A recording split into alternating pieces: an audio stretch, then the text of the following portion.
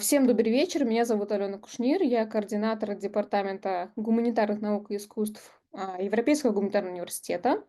Наш гость, наш эксперт, наш спикер сегодня Дмитрий Минский, разработчик видеоигр, сооснователь нескольких успешных студий.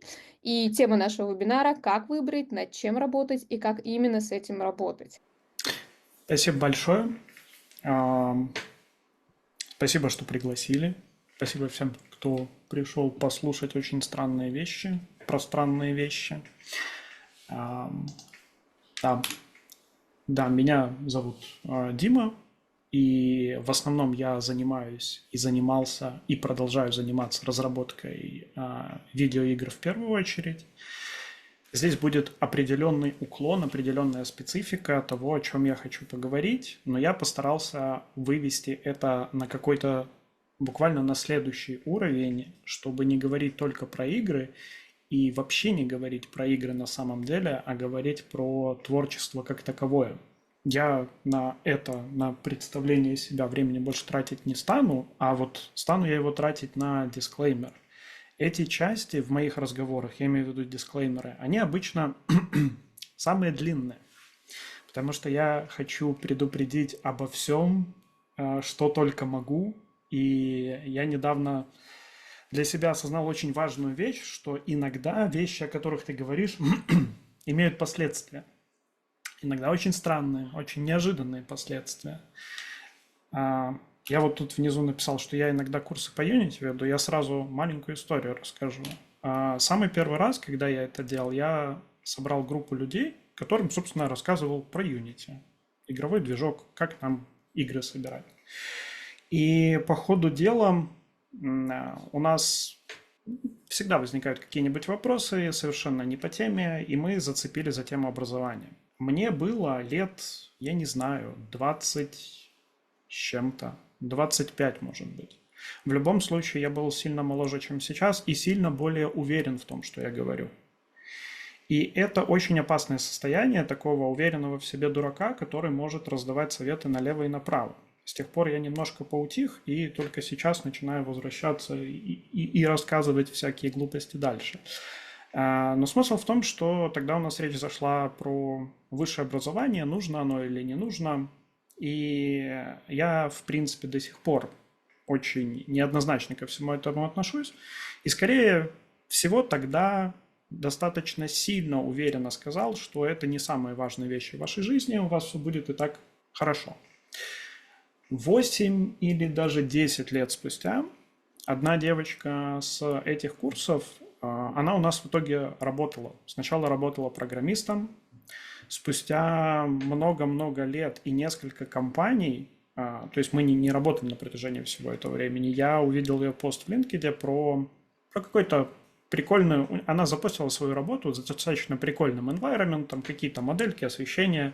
А мы тогда как раз искали моделлера, я вспомнил про нее, написал ей, и мы опять работали вместе. Собственно, она у нас делала модельки. Этот проект закончился.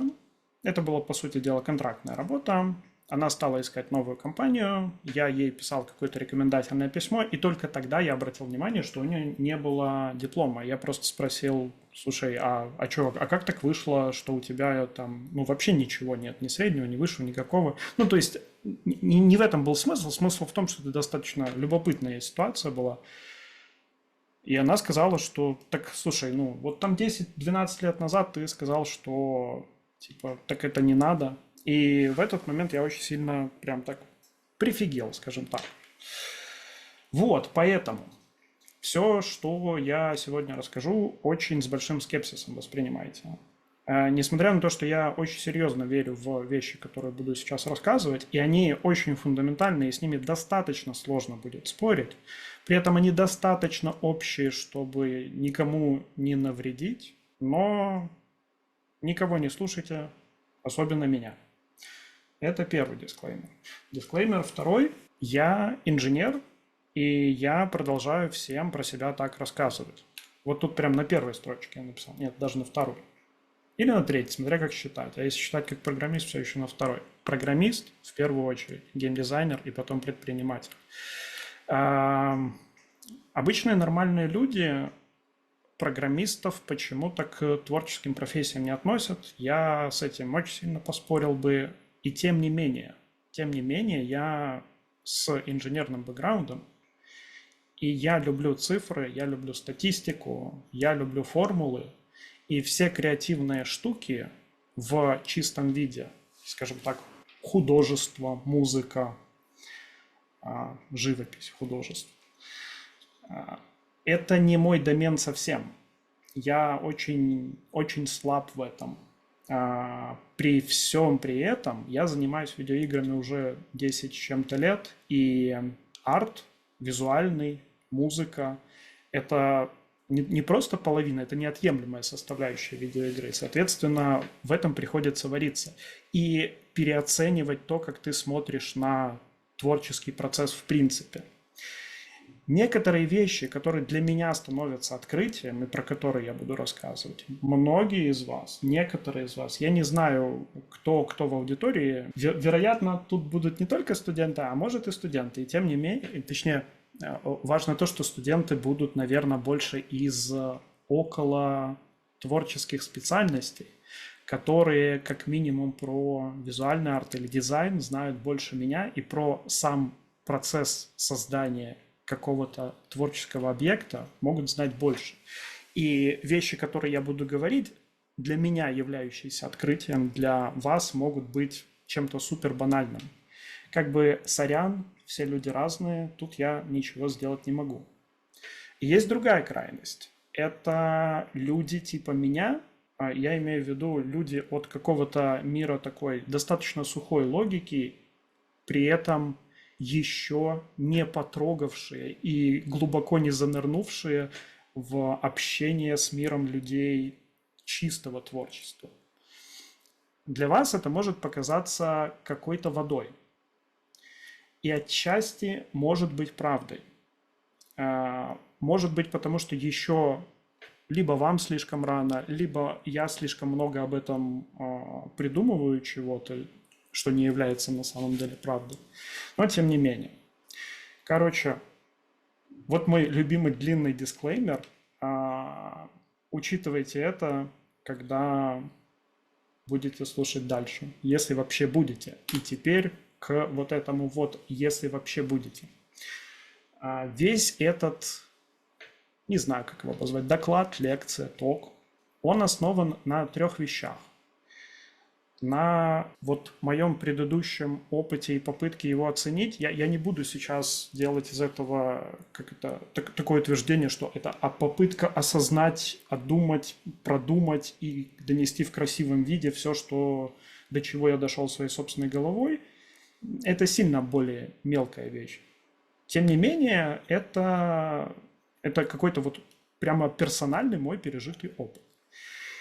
И 2 вещи, которые вышли относительно недавно. Первое – это эссе Пола Грэма «What to do». Он написал его в марте 25-го, буквально пару месяцев назад. И книга Рика Рубина «The Creative Act». Если вы читали обе эти вещи, вам здесь делать больше нечего. Экономьте время, просто выключайте, сделайте себе пометку, посмотрю в записи, потом, ага, конечно. Вряд ли здесь будет что-то новое. Если вы эти вещи не читали, и вы хотите запомнить из этого доклада хоть что-то вообще, запомните вот их 2. Эссе достаточно короткое, я дам ссылочки в чатике. Возможно, я сделаю это прямо сейчас, потому что потом я это обязательно забуду. Эссе достаточно короткое, вы сможете его прочитать. Книга сама по себе достаточно короткая, вы тоже сможете ее прочитать, но это все-таки книга. Я так в последнее время все чаще задумываюсь, насколько вообще осталось способных людей прочитать книгу, даже короткую. Потому что в моем случае на книгу, которую нормальный человек прочитал бы за 4 дня, у меня ушло, наверное, месяца 2. Она прямо хороша. Поехали дальше. Доклад называется «Что делать, как делать?». Странным образом, отвечая на вопрос «Что делать?», мы ответим на вопрос «Как не бросить?». Это не было intentional. Я не задумывал этого, но так получится. Это будет прикольно. Вот на эти два вопроса мы попробуем сегодня ответить. Когда мы говорим про что делать, в каком контексте я вообще этот вопрос ставлю? Мы хотим, мы какие-то достаточно креативные люди, мы делаем что-то. Мы пишем музыку, пишем картины, пишем книги, делаем игры. Мы делаем что угодно. Мы учим других людей. Когда мы учим других людей, мы каждый раз пытаемся найти какой-то более оптимальный подход. И сам по себе этот процесс, он творческий априори. Но результат нашей деятельности – это всегда какой-то… Наша деятельность всегда имеет какой-то осязаемый, ослушаемый, визуальный, какой-то результат. И мы в начале своего, не то что там пути художника, а в начале работы над чем-то, мы пытаемся решить, а что нам надо делать. Исходные данные у нас, ну, точнее, предпосылки или варианты того, каким именно образом мы выбираем то, над чем работать. Вот я сейчас вижу 3 пути, которые я на экране и обозначил. Первый – это наивно. Что значит наивно выбрать то, над чем работать? Это очень-очень-очень специфический случай, точнее не специфический, он очень характерен для человека, который только начинает что-то делать. Вы просто сидели в интернете, наткнулись на видосик чувака, который делает игры, и он там за 5 минут рассказал про вот как прикольно я сделал такую штуку. В этот момент у вас что-то загорелось, и вы такие, блин, хочу сделать игру. И вы почему-то решили, что вот вы полезете туда, вы попробуете это. И какую именно игру вы начнете делать, вот в этот момент, скорее всего, вы решите делать это по наитию. Вы не будете много анализировать какой-то информации, потому что у вас вообще нет никакой информации. Вы даже не знаете, что еще анализировать. При этом вас никто об этом не спрашивал. Вы просто увидели, у вас загорелось, вы пошли по наитию чего-то делать. Почти наверняка вы пойдете по пути каких-то туториалов, по пути какого-то вашего предыдущего опыта из детства. Здесь, опять же, я подозреваю, люди сильно моложе меня, и вы уже не будете думать про 2D-платформер или, если говорить про… Опять же, у всего, что я говорю про игры, есть полные аналоги в музыке, в кино. Вы можете себе представить, что такое наивно и что такое банально. Это первое, что приходит в голову. Вы не поддаете это никакой критике, вы не оцениваете. Вы просто вот типа решили, что вот вы в этот домен полезны в игры, и вы сделаете первую попавшуюся вещь. Вот это наивный выбор. Он не плохой, не хороший, он такой, какой он есть. В нем есть очень много проблем в будущем. И если вы пойдете этим путем, не бросить будет очень сложно.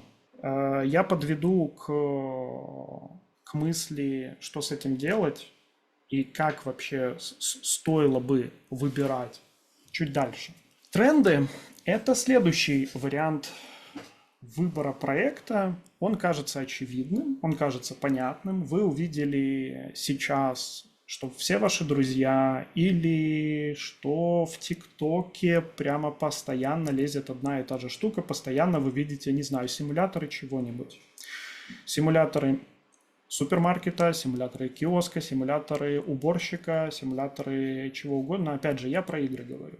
То же самое есть в кино, то же самое есть в музыке. Сегодня в тренде, не знаю, сиквелы фильмов 80-х. Или ремастеры фильмов 90-х. Или просто комедии.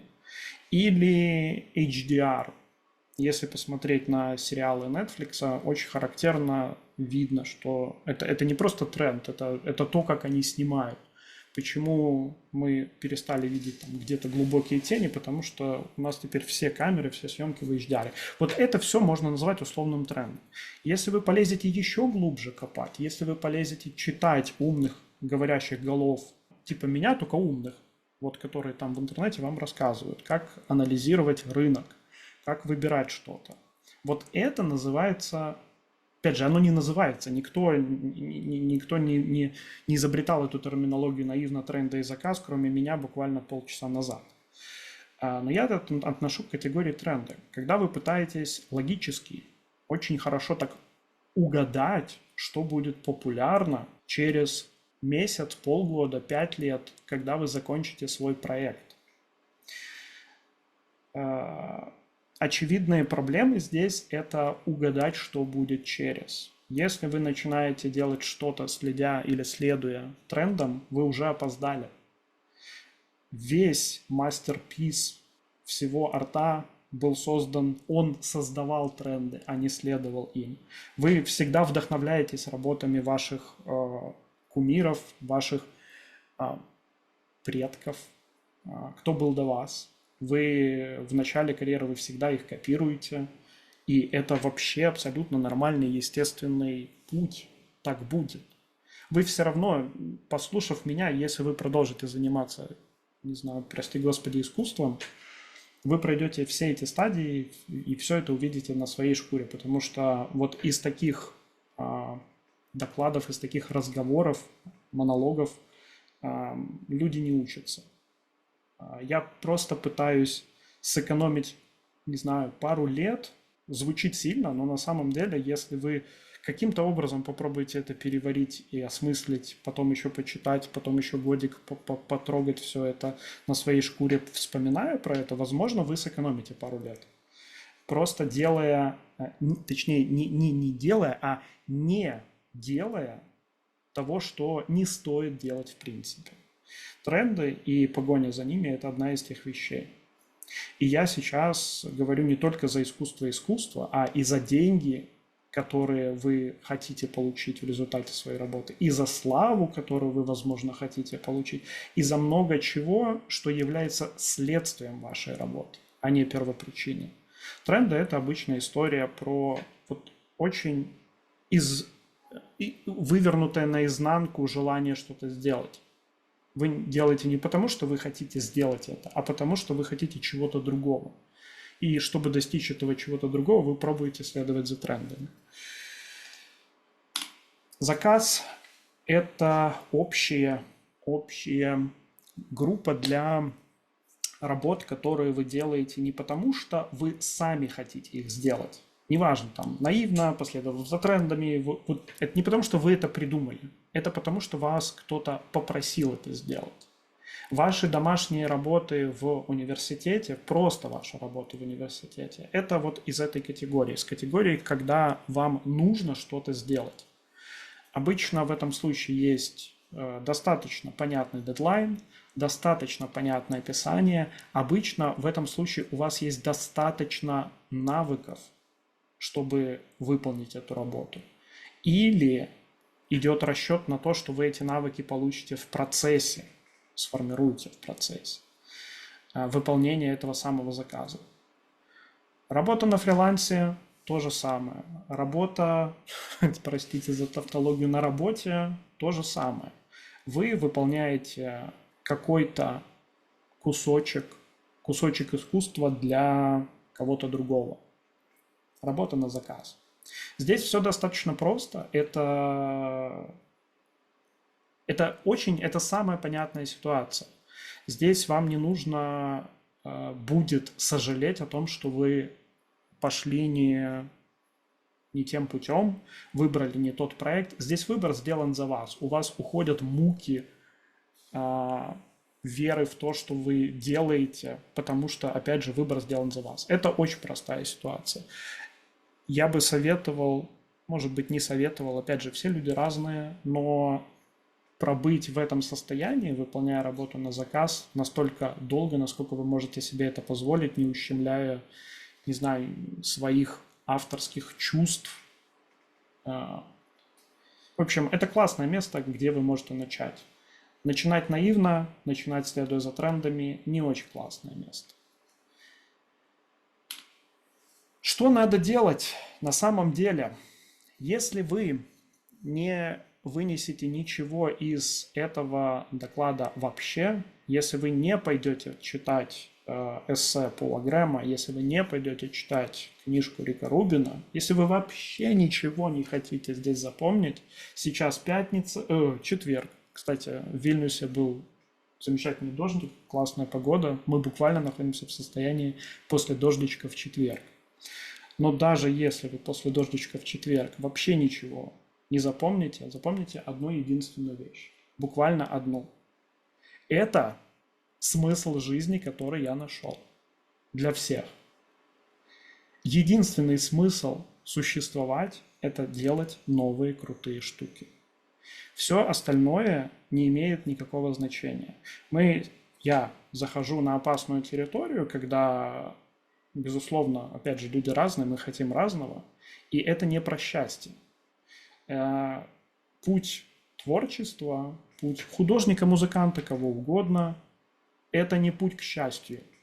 Но если вы сюда пришли, ваша задача единственная – это делать новые крутые штуки. Здесь каждое слово важно, и я сейчас понял одну вещь, которую я, наверное, сейчас поправлю на ходу, потому что у слова «делать» неправильная форма, оно несовершенного вида. Создавать тоже, наверное, несовершенного, но оно ближе к тому, что вы должны доводить вещи до конца. У вас должен быть результат. Если вы 10 лет тратите на то, что переписываете одну и ту же книгу, и она никогда не выходит в свет, вы тратите время зря. У работы должен быть результат, вы должны ее доделать.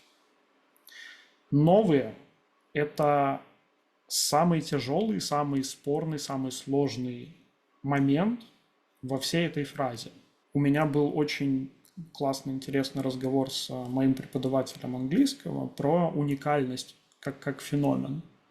Он утверждает, что в книгах, в фильмах, в играх уже все было. Вообще все. И каждое новое произведение, ты запуская его, ты больше не испытываешь того восторга, который у тебя был 15-20 лет назад. И с этим сложно спорить, потому что отчасти это правда. И отчасти это причина, почему я говорю о том, о чем я сейчас говорю.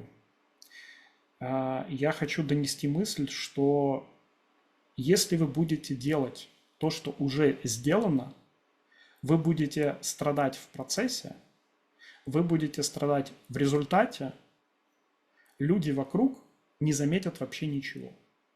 Это самая классная, самая грустная, самая печальная картинка, которую можно наблюдать. Ребята, которые в Твиттере, на Reddit, просто, может быть, в Телеграм-канале друзьяшкам кидают: слушай, посмотри, какую я картинку нарисовал, посмотри, какую игру я сделал, посмотри на результат моей работы. И там 0, 2, 1 лайк от вашей мамы. Вы сделали ненужный кусок. И он ненужный не потому, что он плохой. Он во многом будет плохим. Он просто неинтересен. В нем нет смысла в его существовании. Потому что когда-то давно, в самом начале, вы не приложили достаточно усилий, чтобы вместо того, что вы делали, сделать что-то другое. Это не значит, что что-то другое было бы сложнее для вас. Или вы бы не смогли это сделать. Это буквально значит то, что вы просто в самом начале выбрали и шагнули не туда. И это нормальная ситуация. Здесь не нужно убивать себя об стену, горевать об этом или слишком сильно думать. Это не ваша работа. Ваша работа – это создавать новые крутые штуки. Я поговорю про, наверное, самые главные моменты как. Крутые – то же самое.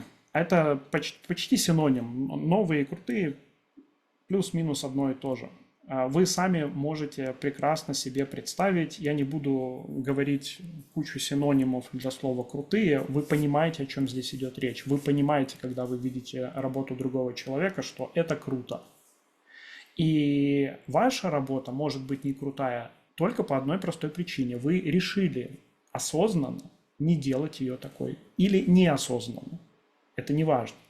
Не потому, что у вас нет навыков, не потому, что вы не умеете делать этой штуки. Потому что вы почему-то решили, что вот здесь и сейчас я не могу. Просто не могу. А вы можете, просто не делаете. Я все время говорю «вы», типа как будто я, знаешь, кто-то там что-то не умеет, а я тут умею. Я тоже не умею, я тоже не знаю. Но теперь мы знаем главный секрет. Типа, каждый раз, каждый кусочек работы, каждую вещь, к которой вы прикасаетесь, вы можете делать новой и крутой. И в этом весь вообще ваш смысл вашего существования как художника в широком смысле. Как сделать вещь крутой, как сделать вещь новой? Очень много категорий, в которые вам нужно влезть, разобраться и собрать из этого всего что-то новое и крутое. Бесконечное множество. У любой абсолютно вещи мы берем телефон, мы можем говорить про его операционную систему, внутри которой миллион всего. Мы можем говорить просто о материале. Даже если мы будем говорить только о одном кусочке этого материала, рамке вокруг, у нее у самой 1000 факторов, будет она гладкая или шершавая, насколько шершавая, металлическая или пластиковая, можно ли будет цветная или серая. И каждый кусочек каждой работы можно бесконечно долго разбирать. Я попытался из своего опыта, из прочитанного и из ограниченности во времени просто вынести какой-то самый главный момент, который, мне кажется, наиболее часто упускается, и то, чего нам не хватает на самом деле. Нам не хватает глубины. Нам не хватает глубины в том, что мы видим. Мы очень часто изрыгаем из себя результаты раньше, чем это можно сделать. Мы надеемся получить быстрый результат, потому что такое время, потому что нам нужно сделать много всего, успеть кучу всего, поэтому мы пытаемся найти шорткат. Шорткатов нет, ни одного.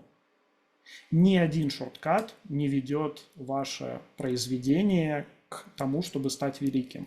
А ваша работа – это делать великие произведения.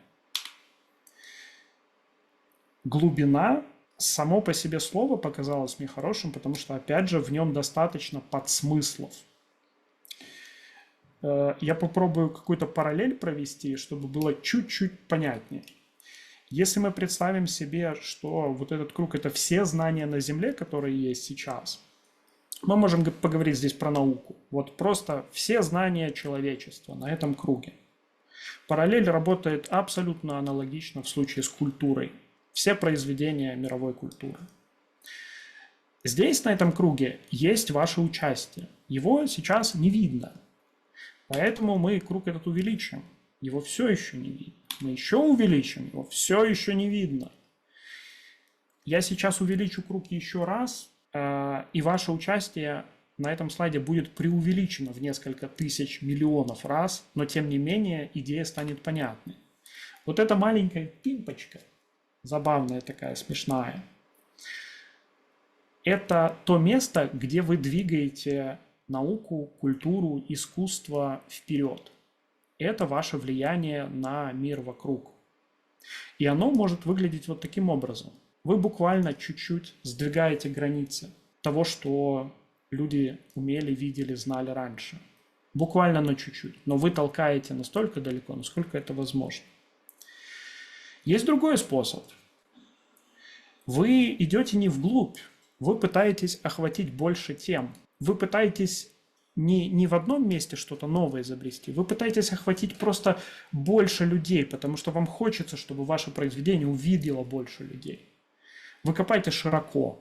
Вы просто берете очень-очень-очень быстро, учитесь играть на фортепиано, открываете какую-нибудь программку для записи, записываете, идете на YouTube. Вы только что сделали достаточно много каких-то разных шагов, каждый из которых вы освоили по чуть-чуть. И у вас получается вот такая штука. Я не знаю, насколько вам это видно на экране, но мне кажется, видно. Это будет результат вашей работы в рамках всего человечества. Он есть.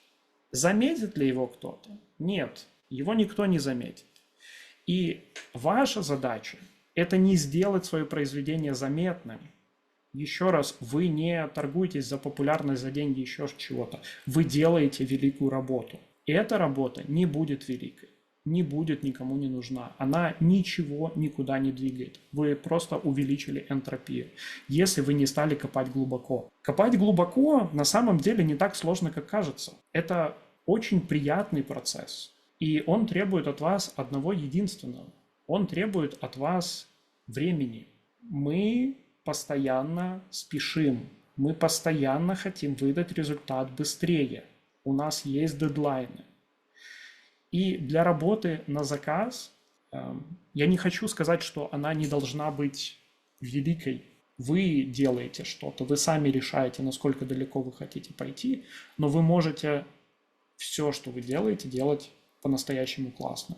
И поможет вам в этом копание глубоко. Тут немножко скомканная история получилась. Я попробую перейти к тому, как же все-таки этого достичь. И главное, зачем? Эту мысль я уже проговаривал, да, типа, что делать, как делать, глубина какая-то, зачем все это? Ну, типа, чувак, что ты втираешь вообще? Делать новые крутые штуки, делать что-то великое. Это ваша задача как художника. Либо вы делаете это, либо вы делаете что-то неправильно. У вас нет цели заработать все деньги мира.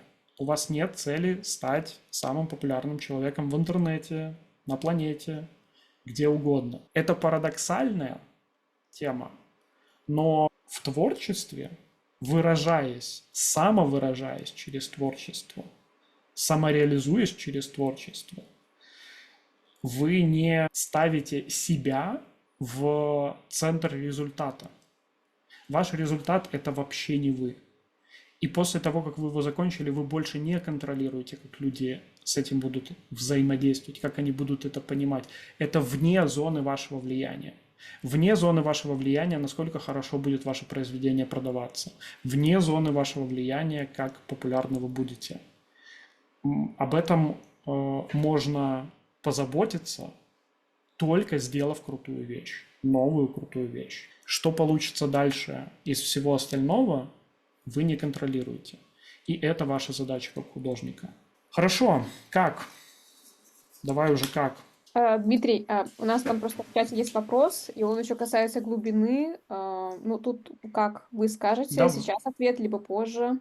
да, спасибо за это самое, за подсветочку. Я сейчас прочитаю его и скажу, смогу ли я ответить сейчас, или мы проедем дальше и оставим его на конец. Говоря о глубине, как понять, что ты добрался до чего-то достаточно глубоко? Лезть глубже можно бесконечно. Мона Лизу рисовали 4 года, некоторые студии делают игры больше 5 лет, некоторые больше 10. Если мы работаем не в рамках работы, может, есть какие-то триггеры, глубина – это здорово, но жизнь короткая. Отличный вопрос. У меня ответа на тему глубины нет, моего личного. Есть ответ в книге Рика Рубина. Он говорил он отвечал на вопрос не как понять, что ты добрался, а буквально на вопрос, как понять, что твое произведение закончено. Твое произведение закончено, когда ты чувствуешь, что оно закончено. Как я говорил в дисклеймере, многие вещи могут оказаться банальными и бесполезными. Но это правда. Это так и есть. Ты никогда не получишь формализованных критериев, что это готово, это закончено. Если ты чувствуешь, что это закончено, это закончено. Не don't overthink it. Опубликуй свою работу и двигайся дальше. Просто двигайся дальше. Вообще не смотри на то, что было. Мы про это тоже еще поговорим достаточно скоро. Другого ответа у меня для вас нет. Так, я вернусь к тому, как этого достичь, как найти ту самую глубину, как ее получить. Тут тоже достаточно просто. Если вообще проговаривать все эти штуки, они кажутся реально очень, очень простыми, но мы редко можем им как-то следовать. Это плюс-минус как делать зарядку, кушать здоровую еду, не перебарщивать с алкоголем. Все правила знают. И хорошо, что кто-то занялся исследованием, сформулировал их, доказал. Следовать им тяжеловато. Тем не менее, Вот эти штуки, которые я сейчас покажу, они, не знаю, могут показаться неочевидными, по крайней мере, способы действия внутри этих фаз. Работая над любым произведением, у вас есть 3 фазы. Стоит их иметь как минимум, эти 3 фазы. Тут немножко аллегорично про поиск семян, но я опять же расшифрую. Поиск семян, эксперименты и дальше тяжелая работа. В самом начале чего-то очень легко пропустить эту фазу. И когда мы говорим про выбор проекта в наивном ключе, мы часто опускаем эту фазу поиска семян. Мы просто решаем, что мы будем делать игру, и первое, что нам в голову пришло, то мы и делаем. Или мы будем писать книгу, и мы просто пишем книгу. Не делая вообще никакой предварительной работы. Опять же, это тоже путь. Из него тоже может получиться что-то классное. Творчество вещь такая. Ты никогда не знаешь, как оно работает. Тем не менее, вот этот алгоритм, мне кажется, очень рабочим и очень здоровым.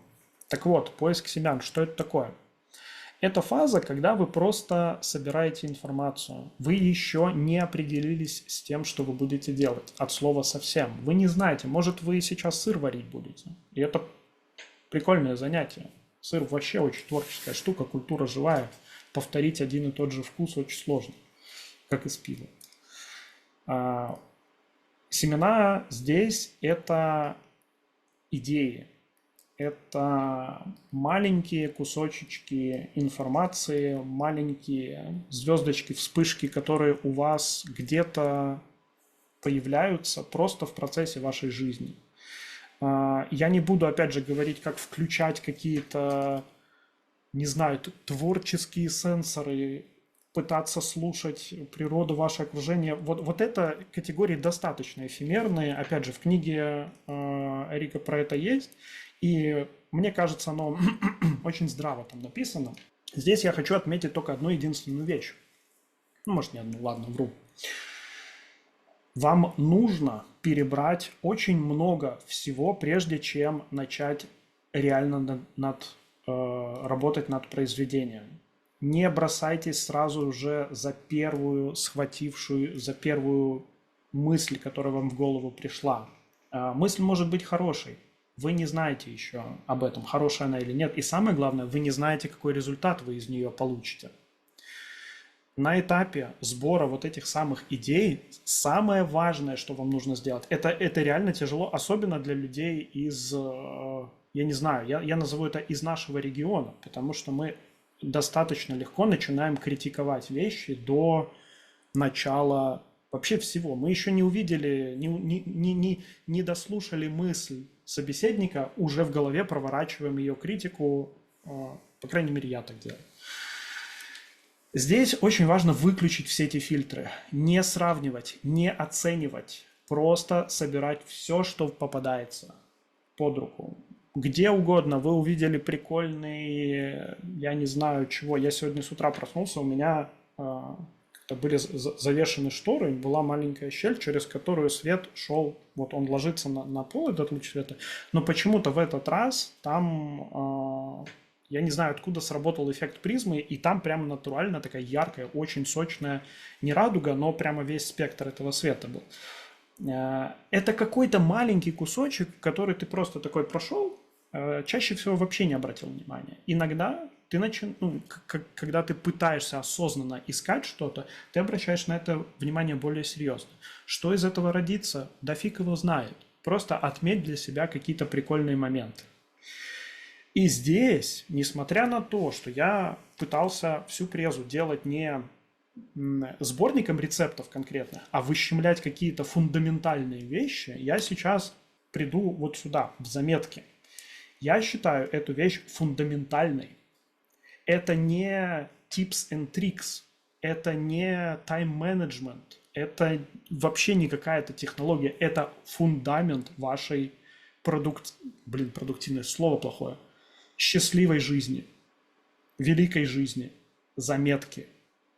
Если вы не делаете заметки по ходу сбора этих самых идей. По ходу работы мы будем возвращаться к заметкам постоянно. Вы теряете все. Я сейчас включу один видосик, который прямо мега кайф. Так, это Дэвид Линч говорит про заметки. Я думаю, что у нас большинство слушателей русскоязычных, я не знаю, как... Короче, я включу сабы, которые будут автоматически переведены на русский. Many times you forget them. And if you forget a good idea, you want to commit suicide. So you have to write them down. If a person forgets an idea that they love, it's a horror. And it could lead to a real yearning to commit suicide. I write them down so I don't commit suicide later, having forgotten the idea. Yeah. If you don't write it down, it could happen that the next day you want to blow your brains out. It's that bad. Я думаю, если не меня, то Линча можно послушать на этот счет. Насчет важности записывания всего и вся. Абсолютно совершенно неважно, где вы это будете делать, в чем, какая у вас будет технология. Будет это ноут, будут это заметки на телефоне, аудиозаписки, блокнот бумажный. И вообще не важно. Важно записывать. Важно не терять то, что вы собрали. Вы будете возвращаться к ним раз за разом. Рано или поздно вы сформулируете какую-то систему, с которой вам удобно работать, и это придет естественным образом. Не тратьте время на то, чтобы прочитать, как делать заметки, как организовать ваш Obsidian, Notion. Это все bullshit. Просто записывайте. Находясь здесь, мы просто собираем идеи. Мы не оцениваем их, мы не сравниваем их. Вам может показаться на старте, что одна идея прямо прекрасная, а вторая очень такая слабенькая. При этом, что вырастет из очень кривой маленькой семечки, и что вырастет из прекрасной большой семечки, никак не соотносится с семечками самими по себе. То есть результат, плод, который вы получите, и семечко – это две не связанные друг с другом вещи. И сейчас на этом этапе вы не можете оценить, что получится. Просто собирайте эти идеи.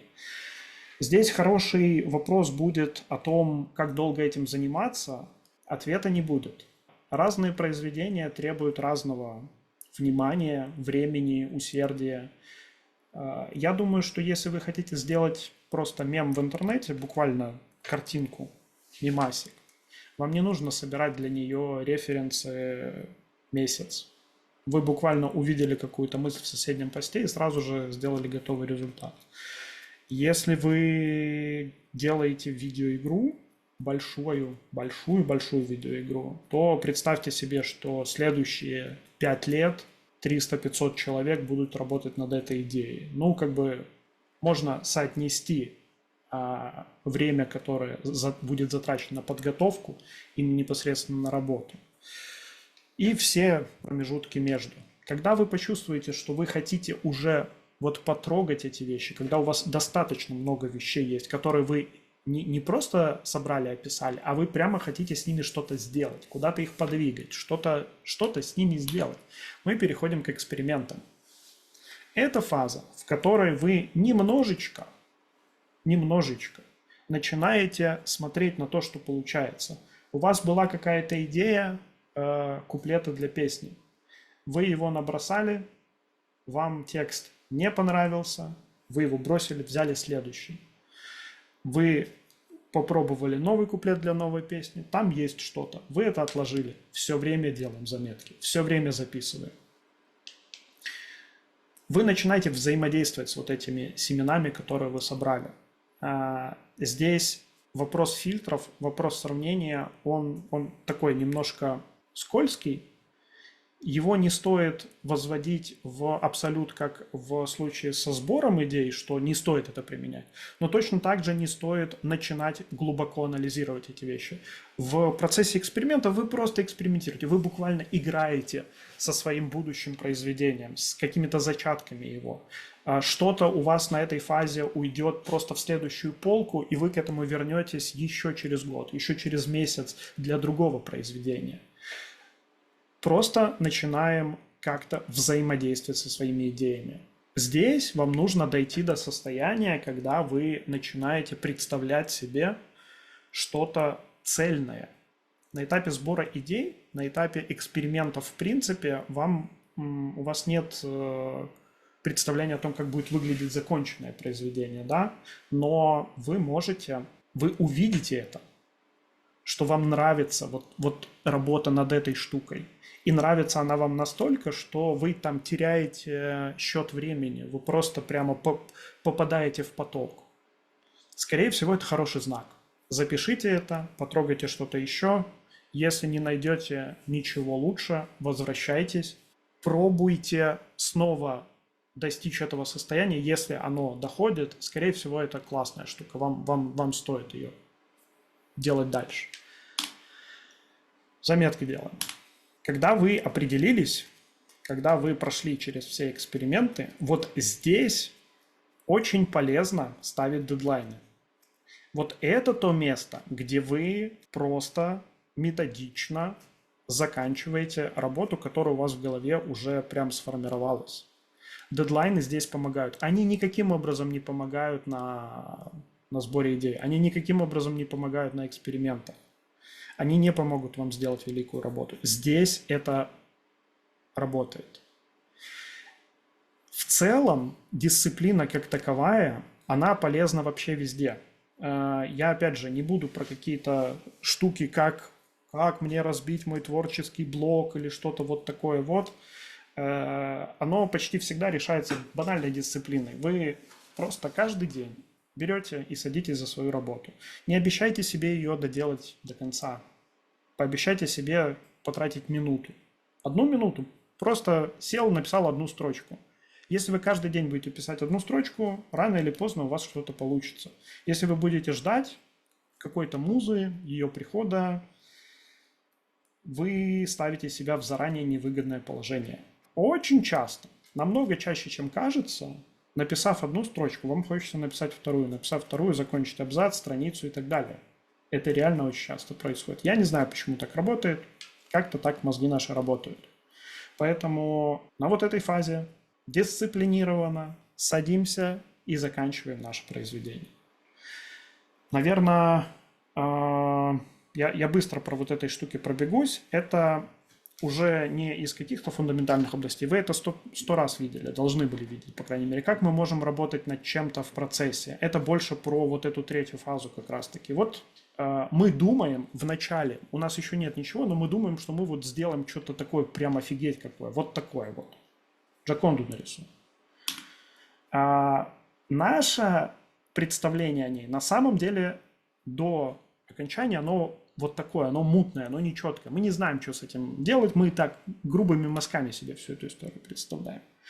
Опять же, почему-то, я не знаю почему, но очень часто люди попадают в ловушку, когда, начиная что-то делать, хотят с первого штриха, с первой ноты, с первого написанного шейдера получать прямо супер готовую картинку и супер готовый результат, финальный результат. Не всей работы, но куска работы, но финальный. Кто-то вообще может так рисовать? Наверное, кто-то может, я не знаю. Маловероятно. А вот это то, что, по крайней мере, в играх очень-очень-очень хорошо работает.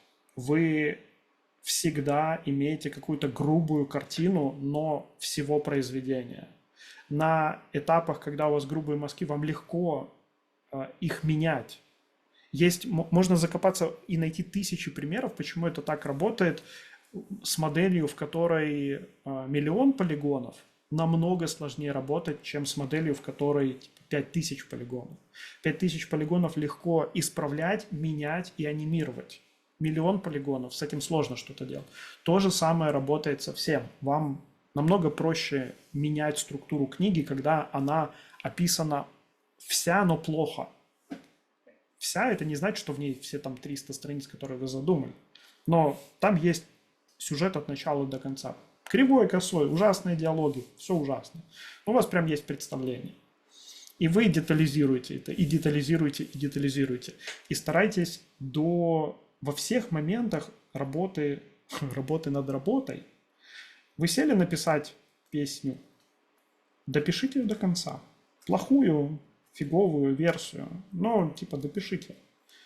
Вы к этому еще вернетесь и поправите наверх. Вот этот процесс, он здорово ускоряет, здорово помогает и позволяет сделать большой результат. Так как я работаю в играх, я вам покажу один кусочек, который немножко эту всю малину обламывает, но это, честно, это детали. Такое бывает, такое будет и с музыкой, и опять же со всеми произведениями. Когда вы заходите в сторону там, денег, например, вы идете к издателю, например. Вы хотите, или к лейблу, который запишет вы хотите записать целый альбом. Вам нужно сделать демо в случае альбома, вам нужно сделать vertical slice в случае игры. И вот эта вот штука, которая представляет из себя vertical slice. Тут легко заметить, что она не ложится ни на вот этот процесс, а вам нужно будет иметь на руках вот такую штуку. И это первое состояние проекта, которое вам стоит показывать людям, которые влияют на будущее вашего проекта. Не вот эту первую картинку, не вот этот один маленький кусочек, а представление о полном произведении и маленький кусочек в финальном качестве. Это один трек из альбома и описание других треков. Это одна картина из вашей коллекции картин, которую вы хотите в галерее повесить. Ну, вряд ли так работает с картинами. Пример из головы, скорее всего, вообще нереальный. Но идея, я думаю, понятна. К этому состоянию вы приходите точно так же. Вы делаете грубый мазок всей игры, вы его уточняете. Потом вы фокусируетесь в одном месте, в данном случае это лицо, и по лицу вы проходите тот же самый процесс. От грубого к более точному, к более точному, более точному. Вы просто его локализуете в одном месте. Это легко сделать, вот сказать словами, это тяжело сделать на практике. Но типа придется. У вас будут очень маленькие шансы зайти дальше, если вы хотите чего-то там коммерциализировать и не будете иметь этого на руках. Одну, пожалуйста, секундочку. Едем дальше. Мы заходим на категории, которые еще более эфемерные, чем то, о чем я говорил до сих пор. Здесь у меня нет никакого ответа, потому что это, возможно, самый сложный вопрос в процессе. Мы постоянно спрашиваем себя, мы постоянно сомневаемся в себе. Если вы перестали сомневаться в процессе работы, скорее всего, у вас очень большие проблемы. Вот прям вообще большие. Все люди, которые выпускали платиновый альбом, они продолжают сомневаться. У них намного более уверенно, намного более быстро получаются произведения, и тем не менее мы каждый раз сомневаемся в своих силах. Иногда вещи нужно бросать. Как понять это? Ну, оставьте свою штуку на какое-то время, вернитесь к ней, посмотрите новыми глазами. Вас все еще прет ей заниматься? А не прет, оставьте еще на какое-то время. Еще раз вернитесь, подумайте. И подумайте, почему не прет. Потому что вы видите, что не получается не то, что вы задумали. Потрогайте, попробуйте еще раз. Короче, но намного чаще мы бросаем вещи, потому что мы теряем веру в себя, а не потому, что эти вещи не стоят того, чтобы быть законченными. Абсолютное подавляющее большинство случаев это либо вы начали не то, а вы начали не то, если вы просто недостаточно покопали перед тем, как начинать. Но если вы покопали, Если вам вот вы дошли до тех границ, до которых не дошли другие люди, вы открыли что-то новое для себя. Вы сели работать, и просто в процессе вот чего-то там ломается. Я не знаю, я здесь могу сказать только просто верьте. Это не значит, что вы такие прям, я все верю, я закончил, и вы не получите пшик на выход. Получите. Ну и что? У вас теперь есть законченное произведение. Вы идете делать следующее. Fulfillment от этого момента, он классный, он сам по себе того стоит. 3 фазы. Ищем идеи, экспериментируем с ними, усердно работаем, ставим дедлайны, дисциплинированно заканчиваем. Последний топик в моем токе – это сравнение. Сравнение, здесь я хочу поговорить про сравнение себя с другими в первую очередь, потому что это очень понятная и очень проблемная история. Мы склонны сравнивать свои результаты с результатами других людей. Это огромная ошибка, это огромная проблема, в этом нет смысла. Вообще никакого смысла в этом нет. Если вы хотите расстроить себя, начните сравнивать себя с другими. У вашего друга, который на 20 лет вас моложе, получилась штука лучше во всех смыслах? Бывает. Получится ли у него следующая штука так? Никто не знает. Не сравнивайте себя с другими людьми. Никогда вообще. Ни одного положительного момента в этом нет. Ни одного. Следующая штука. Вы можете захотеть сравнивать свои произведения между собой. В этом нет смысла. Самый тяжелый момент наступает, когда вы выпускаете реальный хит. Вот получился у вас хит, просто потому что. Люди начинают от вас ждать и требовать следующей работы еще лучше. Если вы будете жить в контексте и думать про, блин, вот у меня такая крутая штука получилась, я не знаю, как теперь мне сделать еще более крутую штуку, это тоже путь в никуда. Так не бывает, к сожалению, к счастью. Есть все еще примеры на рынке и с играми, и с альбомами, когда артист раз за разом выдает хит. Ну, да, вы много таких людей знаете. Вы уверены, что у вас так получится? Вы хотите быть в состоянии разочарованности просто на пустом месте, потому что с точки зрения внешнего, с точки зрения произведения, с точки зрения культуры или науки, или еще чего-то, нет никакой разницы, что ваше второе произведение не было таким же офигенным, как первое. 5-е будет. 125-й будет вообще просто бомбой. Только вы на него не дойдете, если вы сейчас расстроитесь и решите, что это больше не ваше. Ваша задача делать новые крутые вещи. Больше ничего. Не сравнивайте их между собой, не сравнивайте себя с другими людьми. 2 вот эти штуки, если вы осилите, вам понравится. Отвечаю. Если вам не понравится книга, перечитайте ее через 5 лет, если мы будем живы. Все, спасибо. Могу ответить на какие-нибудь вопросы. Так, с глубиной мы чего-то там разобрались.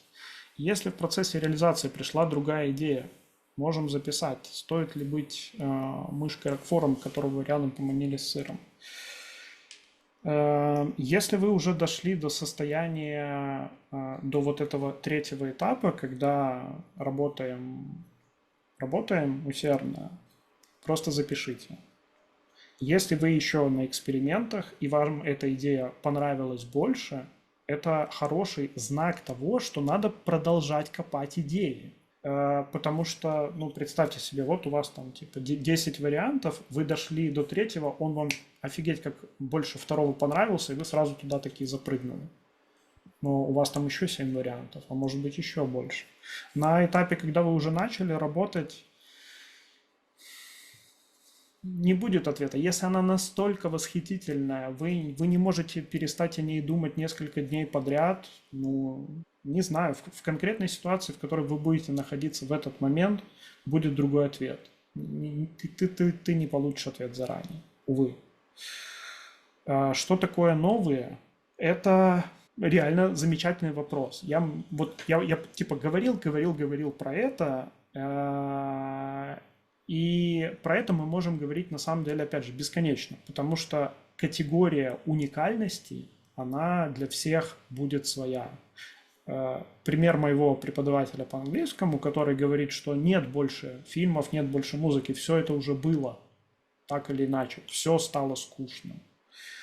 И пример, не знаю, 6-летнего ребенка. Для него все новое, он вообще ничего не видел, вот буквально ничего.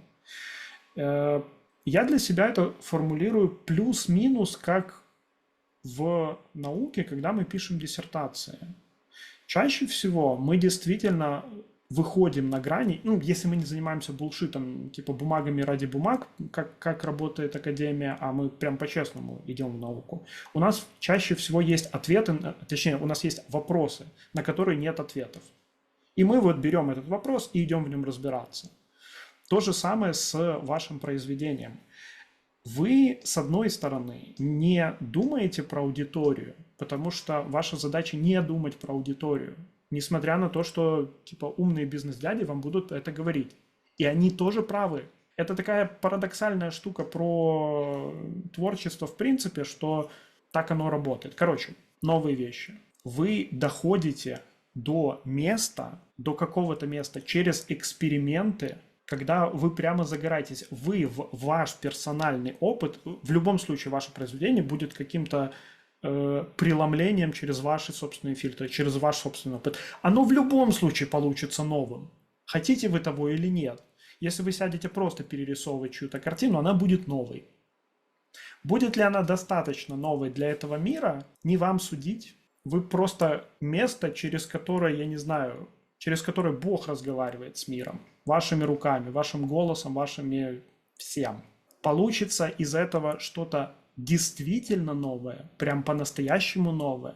Хотите ли вы проанализировать, насколько оно новое? Вы же реально, вы же на самом деле это чувствуете. Вы когда начинаете работать, вы понимаете, что если вы сели делать платформер, и у вас в голове вообще ничего на этот счет нет, вы в глубине души чувствуете, что ерундой занимаетесь. Вы говорите себе, что я сейчас научусь, а потом буду делать что-то классное. И это, кстати, клевая ловушка, в которую попадают люди очень часто. Мы говорим себе, что мы сейчас будем учиться. Не то, что это плохо. А кто вам сказал, что вы не можете учиться, делая реальную вещь? Ну, не получится она, ну и что? Так зачем изначально занижать свои планки? Зачем изначально занижать свои ожидания? Вы реально больше научитесь, вы намного большему научитесь и поставите себе цель амбициозную. Не реалистичную, а амбициозную. Я чувствую, что это такой же vague, такой скользкий ответ, что же такое новое. Ну, блин. Вы увидите, что это новое, вы поймете, что это новое, вы увидите, как ваше окружение на это будет реагировать. И плюс, покопав достаточно в теме, пройдя через вот этот вот сбор семян, через эти эксперименты, прочитав, если вы пишете пьесу, наверное, вы прочитали много пьес. И вы будете это писать по какой-то теме, пьеса о слонах. Покатайтесь по зоопаркам, сгоняйте в Африку, почитайте Википедию, посмотрите видосы, потрогайте слонов, найдите, где их потрогать. Чем больше всех возможных вариантов этого вы в себя впитаете, тем более новым получится ваше произведение. Что-то такое. По поводу поиска семян и заметок, стоит на время отложить все гаджеты, попялиться в пустоту, перед сном особенно, когда в дело вступит еще и в подсознание. Отличный совет. Просто... Если выходить на уровень... Да. Не-не-не, я просто дождусь, когда вы закончите мысль, и тогда... Хорошо. Если выходить на уровень какой-то вот практики и практических советов, самый фундаментальный из них – это постараться замедлиться. Постараться не успевать все дела одновременно, постараться не отвлекаться на эти самые нотификации, брать этот самый телефон, окружать себя всем, чем можно, уйдите в какую-то пещеру. Это невероятно сложно сделать. Я просто... прикладывая усилия, а сила воли – это ресурс, это прогресс-бар, он у вас заканчивается, это не бесконечная история. Это сделать тяжело. Это очень сильно помогает. Этот навык вы тоже можете натренировать, вернуть себя к состоянию, я не знаю, типа людей 100 лет назад, у которых не было всех этих проблем. Если вы сможете это сделать, будет круто. И блокнот при себе вообще все. Это я 2 лайка поставлю, 3, пойду еще какой-нибудь налеплю. Мы действительно это чувствуем. Мы действительно это каким-то непонятным образом, но мы чувствуем, что делаем что-то правильное или что мы делаем какую-то ерунду. Это про отклик. С ним легко работать, когда он есть внешний. Вот мы сейчас делаем прототипчик новой игры, мы сразу видим, что люди реагируют. И да, и это уже тебя наполняет. Но это не обязательная штука. У нас внутри достаточно всего, чтобы понять, что это классная вещь. Это такие штуки, о которых ты потом вот выходишь через 5-10 минут, и если у тебя сейчас есть время там пройтись, прогуляться, очень хорошо, не вспоминая сам вот этот разговор, а для самого себя как-то, не знаю, ответить на вопрос, а не фигню ли я делаю. Потому что это самое сложное, это честно самому себе ответить. Говорить о том, как правильно и какие классные вещи стоит делать, очень легко. А вот взять и бросить сейчас свою фигню, настоящую фигню, очень сложно. Почти невозможно. Мы всегда находим себе оправдание. Поэтому это, наверное, история будет не про вопросы, а про предложение подумать, если у вас есть время.